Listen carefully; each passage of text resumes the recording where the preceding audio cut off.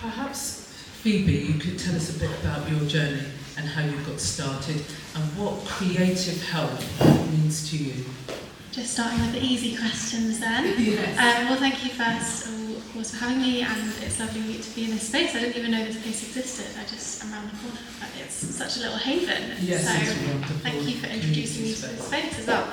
Yeah, so I'm Phoebe Minson, and I think as most people who end up in the creative industries, creativity was a part of my life since birth. And I was really lucky because my parents always took me to galleries and museums. And so yeah, it was a really natural progression to me ending up studying fine art at Central Sappleton. So I did that for 5 years. And while I was there, I was working also in the commercial gallery space. And I think that it was one of those things which is the dream. You know, it's a very kind of a luxurious space to be in. You're selling Banksys and Andy Warhols, and that was so not the soul. It was so not the core of what I actually believed about creativity. It felt so unsustainable, it felt so unethical, it felt so, so many blinding inequalities throughout it. And so I guess I began planning my exit strategy probably quite quickly. And so sort of around that time, I really noticed that a lot of the artists I was supporting in curation, but also supporting and putting on their shows, they were so unsupported in every other part of their practice. And I really, I guess I fell into coaching very accidentally because people would come to me understanding that I both had the lens of the artist, I studied painting for 5 years, that is really my heart, but I also had the lens of this very opaque and, as I said, unethical and unequal business side of the art world as well. So that was how the coaching came about. And I guess through all of this, I only really got the language to articulate it maybe a few years ago, but I was really always preaching about creative health. And for me, what that means is just in the way that we see physical health and mental health as totally fundamental to us being able to thrive and grow and support each other, creative health also needs to sit within that, not aside, not underneath, but kind of all interconnected and integrated. And in the same way that we put physical health and mental health, we are starting to embed it into policy, for example, and education. Yes, that's correct. Yeah. We're not really doing that yet for creative health. And so that then became something that I really wanted to think about and talk about and engage with. Yeah. The government now has a creative health department. The WHO, the World Health Organization, has policies on creative health, and even, hospitals, most commercial environments are now talking about the visual aspect of the environment, how it affects us emotionally, how it affects healing in a hospital, colours, vibrancy, the energy of the whole room that you're in when you're ill is so important. So Ashima, how would you go about, in a workshop, or how did you start on that journey? Thank you, Captain, for really having me over here, first of all. And my journey, I actually studied, I went and I did fine arts. That was my bachelor's in fine arts from India. And after graduating, I got into the creative side of advertising because at that time in India, art as being an artist was not like one of the greatest things, but you needed to be in the glamorous life of being in advertising, and that is what I really did. And so going on, I could not, it was very high pressure job because the clients just wanted the ideas, the creatives. They would shut down their shop at say 6 o'clock and just send an email. I want my creative ready first thing in the morning when I open my computer. So it's like I was working through the night, delivering my creatives, and then the creative is just ready to get released, and they say, oh, we cannot release that. And you're just turning that around and again. So that was very stressful, and I used to always keep a sketchbook next to me. I used to do my paintings, and I used to do more oil paints that time, and but that was all realistic. It was like what I saw, I expressed that out. And I used to keep a sketchbook just next to me on my table. And invariably, whenever I was very stressed, my hand would start moving, and I would realize I was doing a lot of repetitive patterns. Yes. It was very accidentally that I figured that out, that, you know, using repetitive patterns again and again really de-stress you. And I began researching a lot about that, and that's when I realized that, you know, doodle art, which we grew up thinking that it's just scribbles, mindless, not important, a child's play, does actually have a lot of relevance. It is intentional, subconsciously it comes out, and it comes very naturally, and it calms the system down. It helps, and it was actually helping me in coming up with more creative ideas. So because the concentration was increasing, and that is when I started to design my workshops for people like me and for the corporate world. And and then I gave up my advertising career and went back full-time into paintings and also doing my workshops, and started to pull out tools, techniques from my own art practice to really impart that to a lot of my friends, and that's how my workshops actually came in. So. Yes, so you specialise in this type of doodle art and just allowing the individual to become free in a certain space and time and see what they create, and then it's almost like a meditation. Yeah. That process is almost like a meditation. Yeah. And Cherelle, you've gone from the hand to the auditory, yes, to sound. Yeah. So how did you? I mean, I've seen your collages. I've seen what you've produced as an artist. So how did you make that transition from there to being a healer? Because sound heals. Yeah, really good question. So music has always been a really big part of my idea generation. Yeah. For me, it sets the scene, and it's a way of kind of like creating a mental and physical space to prepare myself to make the work. So I'm really aware of, okay, how am I feeling in my body? Okay, let me choose a specific musician or track that will tune into that state and help me access that emotion. And the more and more my practice sort of crept into pure abstraction, the more I was thinking about the relationship between the specific shapes that I was making, because there was a lot of kind of similar motifs that were creeping up into specific series. And I was wondering, like, is there a link between these sounds that I'm kind of curating for myself and the shapes that are kind of coming? Yes. And I've been aware of this thing called sound healing for a long time, and I knew that I wanted to try it. And it wasn't until COVID that I tried my first. And I had such a profound experience in that meditation experience that just something clicked for me. It's like, this is the key. Yes. Because I saw lots of colours, lots of shapes, and I got into that, I got into a really pure form of what happens in my visual practice when I make it. So that's kind of where the sound stuff. And so because that happened, I was like, what is going on? How am I seeing all of these colours? How am I seeing all of these shapes? Something makes sense to me, but I don't know what it is. So I just wanted to find out more about it. So this whole sound bath experience has exploded in the UK in the last 10 years. And previously there was a lot in sort of spiritual practice to do with drumming.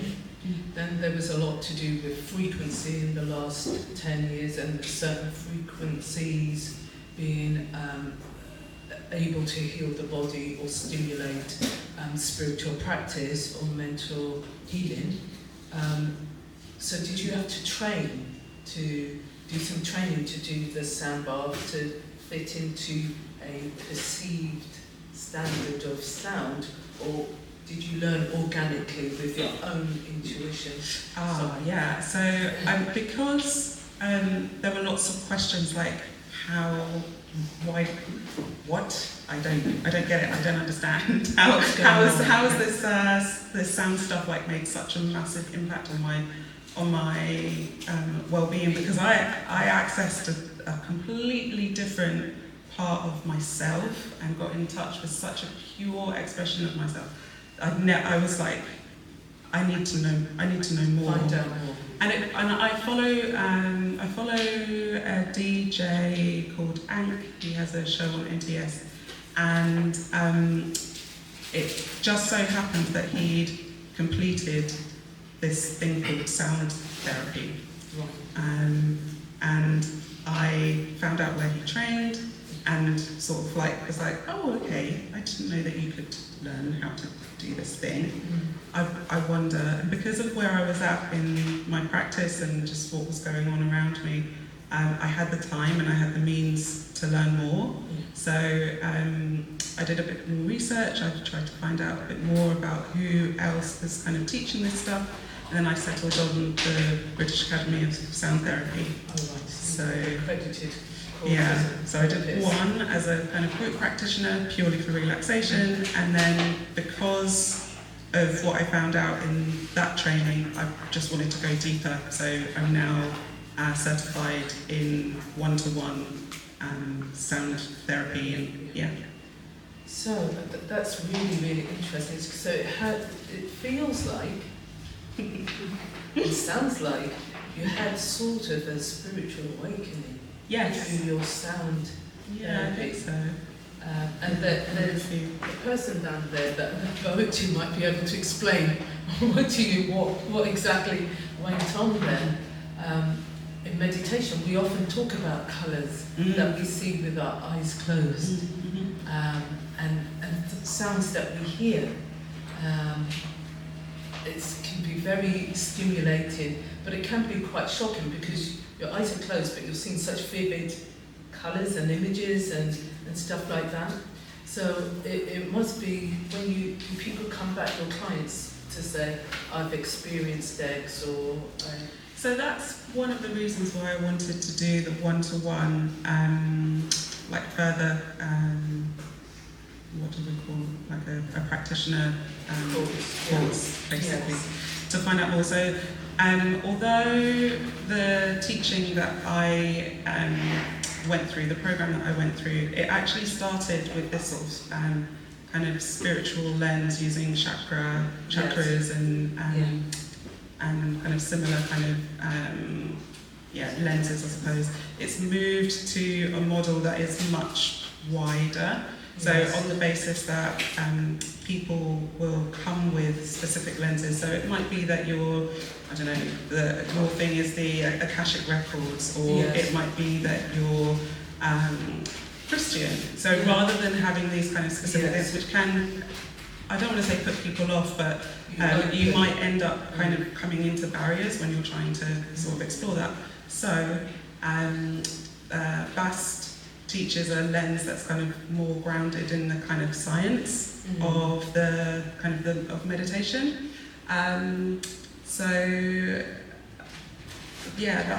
Basically I just wanted to learn more about that and the really deep healing qualities of the different stages of altered states of consciousness. And when we have that kind of training, you're able as a one-to-one therapist to create a space where the experience in sound becomes a mirror for whatever else is going in, and I'm kind of just helping people. You're facilitating that. Yeah. In a safe Waffling, space. sorry. So, Phoebe, I would like to thank you, Cherelle. Phoebe, I'd like to ask you a bit more about how, just generally, so we've got these therapists, artists, creatives here, and both of you create work that you sell. Okay, but within creative health and well-being, I think our position would be that because creative health is essential to life itself, that we would not want a commoditization of health, creative health and well-being, to the extent that, you know, in art everything has to be sold, it's an investment, and it's just going along this pathway. We want the expression, would that be correct? You'd want to create policies that would protect people from going down that route. Yeah, I think that with the kind of democratization of an access to art and an access to being able to sell art via social media, for example, that's been amazing, because it's really revolutionized the way that people who are freelance or people who don't want to go through or can't go through traditional ways of selling art or monetizing their creativity, so they then can do that. So that is brilliant. I think what it can then do, perversely, is then put some people off being creative for play, because people think, oh, but if I have a hobby, or if I have something that I really love doing creatively, like knitting or embroidery, like, oh, it has to be crochet, yeah, like it's got to be monetizable, and I have to try and make this my side hustle. And I think that there's a lot of that rhetoric around that can be quite pressurizing for people. So I think it's important to hold that for some people their creative practice will be what financially sustains them, and it will be something that makes them money, and that is a route to go down. But actually, probably for the most part, for the majority, it will not. It will not be, and it really needs to be uplifted as an equal in terms of how important it is. It's so important that we're all practicing creativity in small, little, playful ways every single day. Absolutely, the playfulness, the relaxation, and really the bringing together of communities in other parts of the world and in indigenous cultures. Creativity is just a practice of maybe the women and the men in society to maybe honour their ancestors, celebrate their lives, mark certain occasions. You do not need to be in this position where you're just creating for finance all the time, because the process itself is the ultimate value. Yeah, absolutely. I think that I'm a big believer in process over product, and I think that even artists who sell their art as product are probably much more sustained by the process rather than the outcome. Yes. And I think you're absolutely right that when we talk about creative health and it coming into kind of public conscience as a relatively new thing, but actually it's as old as humanity. Yes, and yes, absolutely. actually maybe in particularly the white Western world, we're a bit late to the game. There's so many other cultures around the world who have integrated creativity and health and recognise the kind of medicinal qualities of creative practices and the creative arts for centuries. Yes. But in a kind of post-industrial landscape in the West particularly, everything has become, it's either work or it's rest or it's family, and there's the whole gender thing as well. Yeah, there's not much in between. Yeah. Ashima, how do you find your workshops? What type of results have you had with clients that have taken your workshops in relationship to stress release? What sorts of stories have come out? Yeah, so I'll just go back a few years. Mm-hmm. That was during COVID time, and it was really amazing when all of us were kind of just working through the digital machines. And during that time, I took a lot of lessons, and I actually got one big group through one of the charities, and there were about 10 of them, all through Zoom, and they all had some or the other kind of mental, I should say, they were all going through some kind of a stress, anxiety, and so, they would always keep their cameras loud.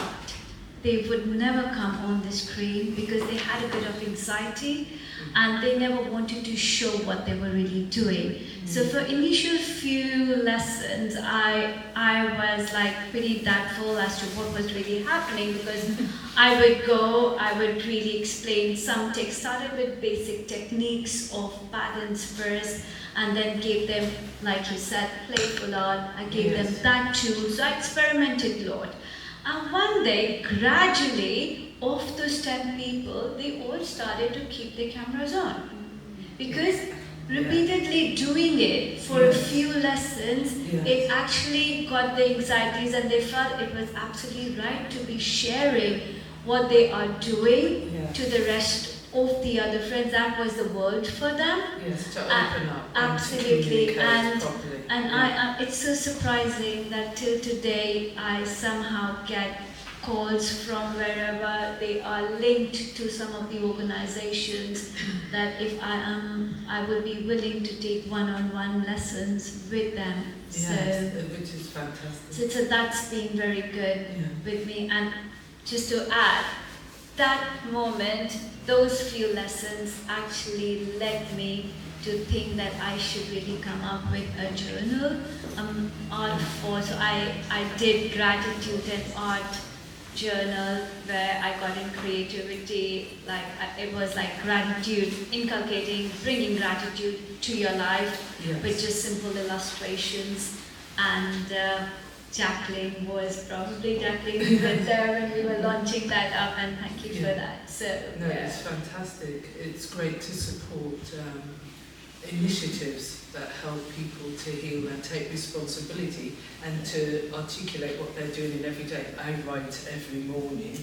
I'm a writer, but I journal for myself every morning because, again, that's a clarity for me. I've put it down in writing. I can look back on it. My journal, I've got books upon books of like doodlings and writings and all sorts of stuff. So I will very much vouch for that process. So, to all three of you, how would you like to see the future?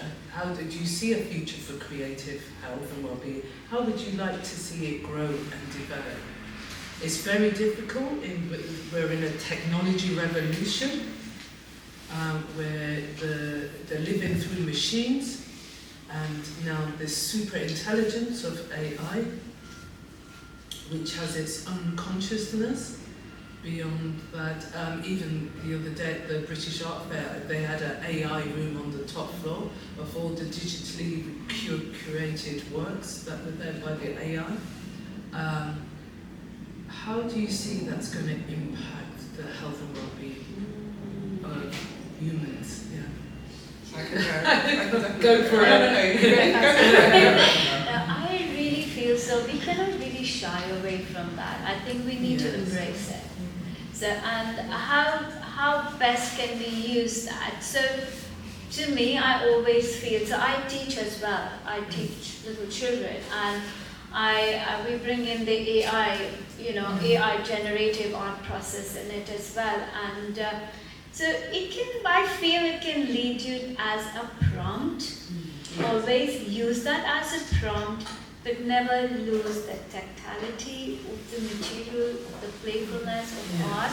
So it can never take away from our real creating art, because when we create art with our hands, it evokes in all the senses go alive. Yes. And the digital piece can just be a little prompt to us, and which I feel now teaching kids, they really prefer to create things by hand. Yes. And they get frustrated by the long prompts that they want to give into the AI to really get what they're looking for, and they never get exactly what they are. So I guess it's just going to be embracing it and letting us guide. But yeah, I mean, we can never We still lose need that. human. Yeah, and that is good. So I don't know if that makes sense.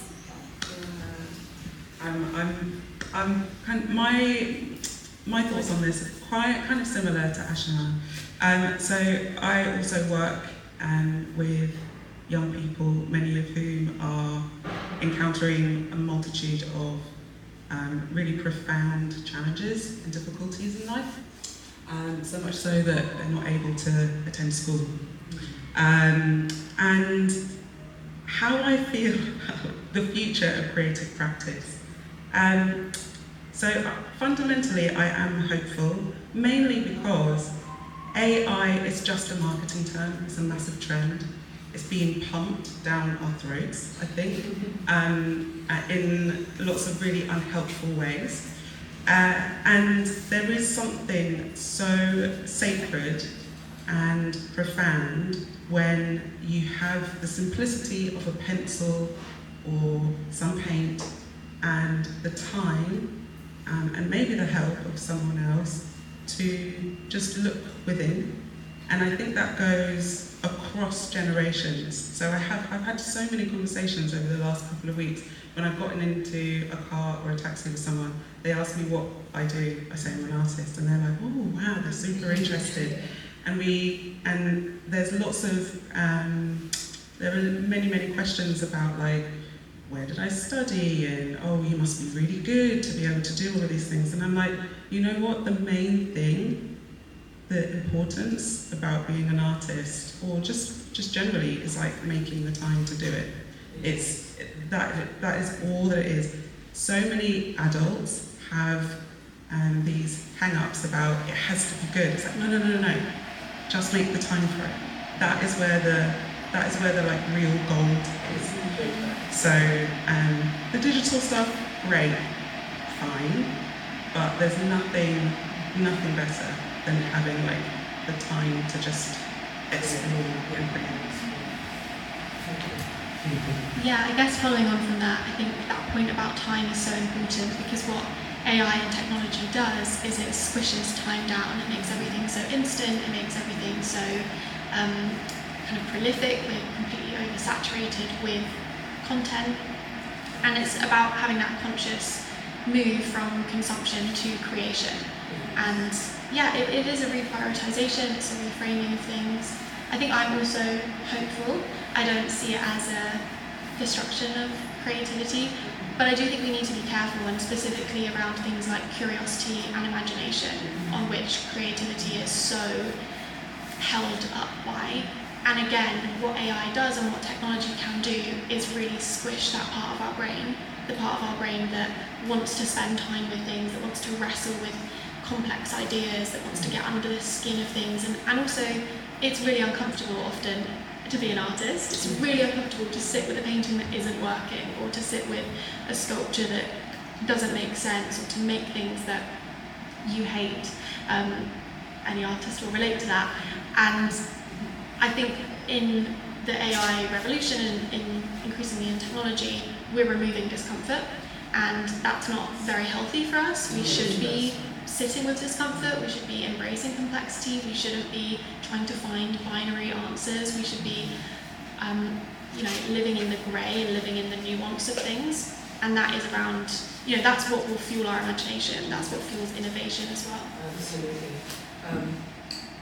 I think that from a spiritual or holistic point of view, is that working? It's crass. Can you hear me? Oh, yeah, that's better. Yeah. I think from a holistic point of view, it is always an aim of existence to get to know yourself, to go deeper, to go on a journey on your own. When you create, you will experience difficulties, obstacles, and a whole gamut of feelings, emotions, and expressions. We wouldn't want as human beings for anyone to take that away from us. And particularly the difficulties of creation reflects the difficulties of life, full stop. So they're both mirroring each other. So for our education, I feel it's necessary to always have the process of creativity in human hands. Yes, we can get prompts. I find AI really interesting, find it fascinating. What it thinks it knows, I find really fascinating. And I always think, who programmed you? Yeah, a white male. Do you accept women? What do you know about the universe really? Is anything really known?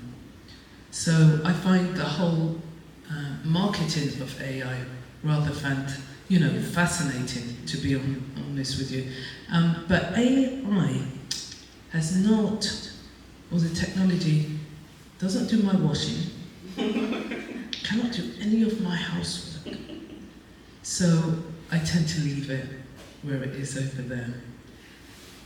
I thank you all for your views and everything that you shared with us this morning, and we will have a little break. And thank you, Cherelle, Phoebe and Ashima.